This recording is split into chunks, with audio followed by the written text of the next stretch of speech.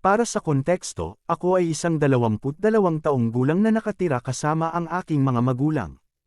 Ang aking kapatid na lalaki ay ilang taon na mas matanda sa akin at may mataas na antas ng autism. Siya ay nananatili sa isang lokal na lugar para dito. Nagsimula ang kwento na ito mga 1 linggo bago ko ito isulat nang gumawa ako ng mga plano kasama ang aking tatay na makipagkita sa ilang mga kaibigan. Sinabi namin ito sa aking nanay dahil mahalaga sa amin ang mga kaibigan na ito kaya't sinisikap naming makipagkita sa kanila ng madalas hanggat maaari.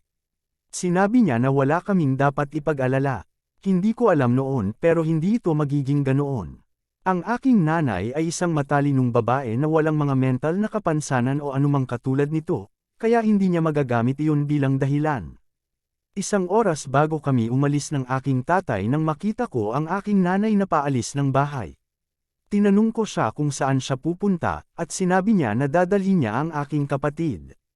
Nagulat ako at pinaalalahanan siya ng mga plano namin ng aking tatay. Sinabi niya lang, well, huli na. Tinawagan ko na at ipinaalam na kukunin ko siya. Sobrang galit ko na. Alam niya ang mga plano namin. Hindi niya pwedeng sabihin na nakalimutan niya.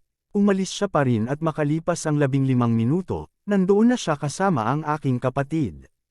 Sobrang galit na ako sa loob ko pero nagawa pa niyang sabihin sa akin na kailangan kong bantayan ang aking kapatid. Ibig sabihin nito ay kailangan kong maglaan ng oras para sa aking kapatid na dapat ay para sa mga malalapit kong kaibigan. Sumigaw ako sa kanya ng hindi. Iyon na ang huling beses na nakita ako ng aking kapatid para sa pagbisita na yon. Ngayon, hindi ko siya kinakausap dahil dito at sinasabi niyang ako ang salbahe dahil pinapangit ko ang karanasan ng aking kapatid sa bahay ng pamilya.